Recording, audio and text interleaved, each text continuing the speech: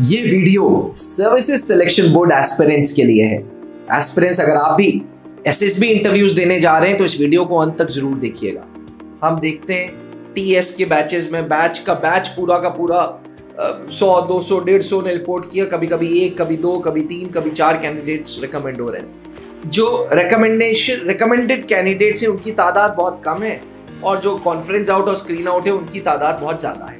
फिर ऐसा क्यों है कि हमारे पास कैंडिडेट्स आके बोलते हैं कि सर मेरे ग्रुप में ना एक वीक मेंबर था, मेरे ग्रुप में एक मेंबर ने ज़्यादा पार्टिसिपेट नहीं किया, इसकी वजह से मैं कॉन्फ्रेंस आउट हो गया। It is the test of dynamic behavior of a person which can be checked into a group. देखिए, ना तो आज तक एसएसबी में किसी दूसरे की वजह से कोई रिकमेंड हो पाया है, ना ही कोई किसी दूसरे की वजह से कॉन्फ्रेंस आउट हो पाया है।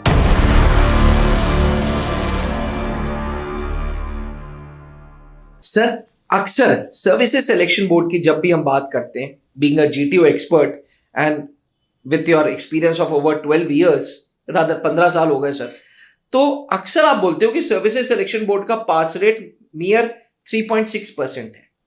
हम देखते हैं टीएस के बैचेस में बैच पूरा का पूरा 100, 200, 150 ने रिपोर्ट किया। कभी कभी 1, कभी 2, कभी 3, कभी 4 कैंडिडेट्स रिकमेंड हो रहे हैं। जो रिकमेंडेड कैंडिडेट्स हैं उनकी तादाद बहुत कम है और जो कॉन्फ्रेंस आउट और स्क्रीन आउट है उनकी तादाद बहुत ज्यादा है। अब आप साथ में ये भी बोलते हो कि सर्विसेज सिलेक्शन बोर्ड बना है भैया रिकमेंडेशन के लिए, तुम्हें सिलेक्ट करने के लिए, तुम्हें रिजेक्ट करने के लिए नहीं। हाँ, बिल्कुल। इसी सिलसिले में थोड़ा सा आपसे मैं आपका कीमती समय ले रहा हूं। मुझे पता है बाहर क्लास वेट कर रही है जीटीओ ग्राउंड में आपकी, लेकिन सर एक सिचुएशन समझते हैं। कैंडिडेट स्क्रीन इन हो गया, उसके बाद उसके पास 3 टेस्टिंग प्रोसीजर्स हुए, एक साइकोलॉजिकल टेस्ट, एक इंटरव्यू, एक जीटीओ टेस्ट। साइकोलॉजिकल टेस्ट में साइकोलॉजिस्ट ने उस कैंडिडेट का डोजियर अकेले इंडिविजुअली देखा, उसको असेस इंडिविजुअली किया। बिल्कुल। इंटरव्यूइंग ऑफिसर ने with in the room personal interview ले लिया, 40, 45, 50 अप टू 1 hour, वो भी इंडिविजुअली असेस किया। पर जब जीटीओ की बात होती है, आप हमेशा बोलते हो कि the candidate and the group is assessed. Group पूरा का पूरा असेस होता है। हमेशा ग्रुप बिहेवियर कैंडिडेट का देखा जाता है। हमेशा यह देखा जाता है कि कैंडिडेट का performance with in the group कैसा चल रहा है। फिर ऐसा क्यों है कि हमारे पास कैंडिडेट्स आके बोलते हैं कि सर मेरे ग्रुप में ना एक वीक मेंबर था, मेरे ग्रुप में एक मेंबर ने ज्यादा पार्टिसिपेट नहीं किया, इसकी वजह से मैं कॉन्फ्रेंस आउट हो गया। मतलब उनके कहने का मतलब ये है कि काम वो नहीं कर रहा है और सजा मैं भुगत रहा हूं। ऐसा सच है क्या? नहीं, मैंने ना कभी ऐसा कहा है कि सर पूरा ग्रुप असेस किया जाता है, इस तरीके का मैंने कभी नहीं बोला। मैंने ये कहा है कि it is the test of dynamic behaviour of a person which can be checked into a group and GTO process is individuals assessment in context of a group। मतलब आप किसी ग्रुप में किस तरीके से रहते हैं, वो आपके अकेले का ही असेसमेंट है, पूरे ग्रुप का असेसमेंट नहीं है। ये जो बाहर एक मान लीजिए कोई बच्चा कॉन्फ्रेंस आउट हो जाता है, वो कभी कभी ये आकर के बताता है कि सर मेरे ग्रुप में एक ऐसा कैंडिडेट था जो बहुत डोमिनेट कर रहा था, उसने काम नहीं करने दिया मुझे जी, या मेरे ग्रुप में रिपीटर्स आ गए थे, इस वजह से मेरा सिलेक्शन नहीं हुआ जी। ये गलत फहमी है। देखिए, ना तो आज तक एसएसबी में किसी दूसरे की वजह से कोई रिकमेंड हो पाया है, ना ही कोई किसी दूसरे की वजह से कॉन्फ्रेंस आउट हो पाया है। आप रिकमेंड भी खुद अपनी वजह से होते हैं और नॉट रिकमेंड भी आप अपनी वजह से ही होते हैं, उसका कोई दूसरा कारण नहीं होता। ये सबसे बड़ा मिथ है जो गलत फहमी अपने दिमाग से बिल्कुल निकाल दीजिए। अच्छा, अब देखिए है क्या इंडिविजुअल्स असेसमेंट का मतलब समझिए कि क्या चीज यहां क्यों ऐसे इनके दिमाग में विचार ऐसा क्यों आ जाता है। क्योंकि देखिए, इनको ना सबसे अच्छा, इनको ऐसा लगता है कि जीटीओ ग्रुप में सबसे अच्छा जो कैंडिडेट होगा उसको सेलेक्ट करेंगे और ये अच्छा बनने के नाम पर शो ऑफ, बनावटीपन, वो जो इनका आता है वो पकड़ में आ जाता है। यहां पर फिर समझिए, पर सर हर इंसान की अपनी एसएसबी है ना। जी, अगर एक ग्रुप है मेरे जिसमें मैं भी एक मेंबर हूँ, बिल्कुल ठीक, और मेरे को ग्रुप प्लानिंग एक्सरसाइज मिली, हाँ, ठीक, हाँ, तो मुझे बैक ऑफ द माइंड तो पता है कि यार ये मेरी अपनी एसएसबी है, मैं परफॉर्म करूंगा, तो वो फीलिंग ऑफ कंपटीशन आ जाती है। जी, बिल्कुल वो कंपटीशन में शायद मैं डोमिनेट करने लग जाऊं ग्रुप में। नहीं, कॉम्पिटिट नहीं करना है सर, वही एक बात मैं इनको कहना चाहूंगा यहां से। जी जीटीओ कंपटीशन में विश्वास ही नहीं रखते हैं। जीटीओ आपको कंट्रीब्यूशन की वजह से चुनते हैं, ठीक है। So look forward for your contribution. अगर आप देखेंगे आपको इंडिविजुअल पोटेंशियल दिखाने का जीटीओ में टाइम मिलेगा, इंडिविजुअल ऑब्स्टिकल है आपके पास, या आप कह लीजिए कि इसको हम जीटीओ कहते हैं, मगर इसमें देखिए क्या है, ग्रुप टेस्टिंग के अलावा 9 टास्क हैं, 9 में से 6 जो है वो ग्रुप के बीच में रह के आप काम करते हैं, और वहां भी 3 टास्क ऐसे हैं जहां पर आपको अकेले ही काम करना होता है। लेक्चरेट आपको अकेले देना है, इंडिविजुअल ऑब्स्टिकल्स आपको अकेले परफॉर्म करने हैं, कमांड टास्क जहां पर आपको 2 सबऑर्डिनेट्स जरूर मिलते हैं लेकिन they are not allowed to give you any kind of suggestion, तो वो भी आपका इंडिविजुअल पोटेंशियल माना जाता है। तो आपका इंडिविजुअल पोटेंशियल वहां भी देखा जा रहा है। लेकिन अब जो बचे हुए 6 टास्क है उसमें जहां आप ग्रुप के बीच में काम करते हैं, तो वहां पर मुझे ऐसा लगता है कि आपको कॉम्पिटिट नहीं करना चाहिए, आप कंट्रीब्यूट करिए। क्योंकि इसमें भी अगर आप देखेंगे जैसे ग्रुप डिस्कशन है, तो वहां पर आप बैठ करके काम कर रहे हैं, यहां पर आपका mental contribution to your group दिखाई देना चाहिए। ग्रुप प्लानिंग एक्सरसाइज आप बैठ करके काम कर रहे हैं तो आपका मेंटल कंट्रीब्यूशन समझ में आना चाहिए ग्रुप के अंदर। आपकी कोई फिजिकल एक्टिविटी नहीं हो रही है, लेकिन जब फिजिकल एक्टिविटी में आ गए और फिजिकल वर्क कर रहे हो आप साथ साथ, जैसे प्रोग्रेसिव ग्रुप टास्क है या ग्रुप ऑब्स्टिकल रेस है, अब भी आप वही चीज सोचोगे कि जी मैं मेंटल कंट्रीब्यूशन ही देकर के काम चला लूंगा, what about your physical contribution then? So now you have to switch immediately, look for both the things like your physical as well as your mental contribution to your group. But ऐसा कहीं नहीं है कि competition जैसा शब्द अपने दिमाग में डाल दें कि मैं सबसे अच्छा दिखाई दूंगा तभी रिकमेंड दूंगा। कंट्रीब्यूट सबसे अच्छा करेंगे तो रिकमेंड होंगे आप। सर कुछ ऐसे भी तो टास्क हैं जहां पे कंट्रीब्यूशन ज्यादा रोल प्ले ना करता हो, जैसे अक्सर ग्रुप प्लानिंग एक्सरसाइज में एक बंदा फाइनली नरेट करता है। नहीं, उससे कोई लेना देना नहीं है। अच्छा, उससे कोई लेना देना नहीं है।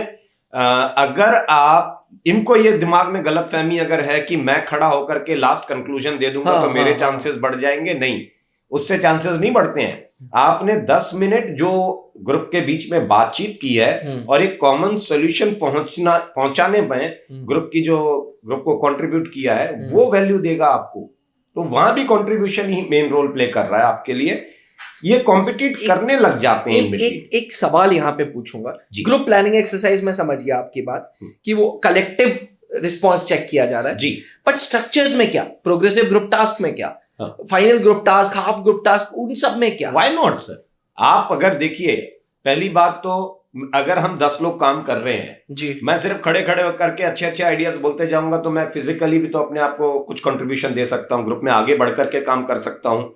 और मैं आगे बढ़ने के नाम पे सबको पीछे छोड़ने की कोशिश करूं, मेरे दिमाग में ये आएगा कि मैं आगे जाऊंगा और बाकी पीछे छूट जाएंगे तो मैं अच्छा दिखाई दूंगा, तो वो आपका ग्रुप है, तो उनको पीछे कैसे छोड़ करके जा रहे हैं आप? उनको साथ लेकर के चलें, दूसरों की चिंता करना सीखें।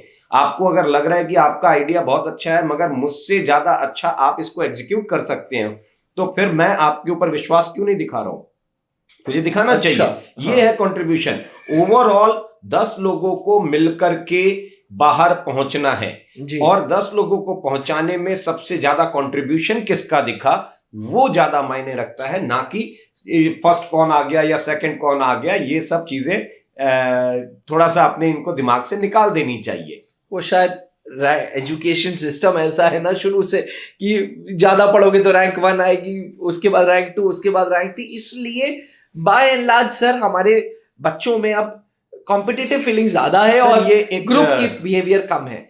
ये एक स्ट्रेस होता है इनके दिमाग में। स्ट्रेस क्या है? ये 3 प्रकार के स्ट्रेस कैरी करते हैं कोई भी इंसान आमतौर पर जो ग्रुप में काम करता है, वो 3 प्रकार के स्ट्रेस कैरी कर रहे होते हैं। खास करके जब कोई असेसमेंट प्रोसेस में आप आते हैं, कोई भी ग्रुप वर्क ठीक है, उसमें सबसे पहला जो स्ट्रेस होता है ग्रुप के लिए वो होता है इंटरनल स्ट्रेस। इंटरनल स्ट्रेस मतलब अगर 10 लोग बैठे हैं और डिस्कशन की 3 लीड्स हैं, तो कोई ना कोई तो मेरे से अलग बात करेगा उसमें, और जो मुझसे अलग बात करेगा, जब वेरी कर रहे हैं 2 ओपिनियन, तो वो इंटरनल स्ट्रेस क्रिएट होना शुरू हो जाता है ग्रुप के अंदर। कोई आपको नहीं बोल रहा करने के लिए, आप खुद कर रहे हैं। डिफरेंस ऑफ ओपिनियन है ना, जो बहुत कॉमन होगा, बहुत कॉमन है वो स्ट्रेस बन जाता है आपके लिए कि वो तो मेरी बात मान नहीं रहा है, अब मुझे इसकी बात को कैसे काटना है। हाँ, ये काटने छाटने में लगे रहते हैं। हाँ ठीक है, एक्चुअल ये क्या है ना कि जहां जो भी ट्रेनिंग कर रहे हैं, ये ट्रेनिंग की बुनियाद ही गलत है सर। अगर नीम का बीज डालोगे तो फिर आम कहां से आ जाएगा भाई।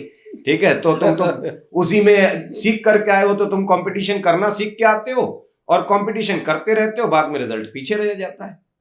दूसरों की चिंता करो। फिर देखिए दूसरा क्या होता है, एक्सटर्नल स्ट्रेस। एक्सटर्नल स्ट्रेस मतलब ये सब हो क्यों रहा है, मैं क्यों आपकी बात से सहमत नहीं हो रहा हूं, या क्यों मैं आपको शो ऑफ करने की कोशिश कर रहा हूं, क्योंकि मुझे मालूम है बाहर कोई और बैठा है जो असेसमेंट लिख रहा है, और वो होता है जीटीओ। तो जीटीओ आपके एक्सटर्नल स्ट्रेस की तरफ से काम कर रहा है, या कोई भी असेसर जो बैठा है, वो असेसर वो जो होता है ग्रुप वर्क के अंदर, वो एक्सटर्नल स्ट्रेस के तौर पर काम कर रहा होता है।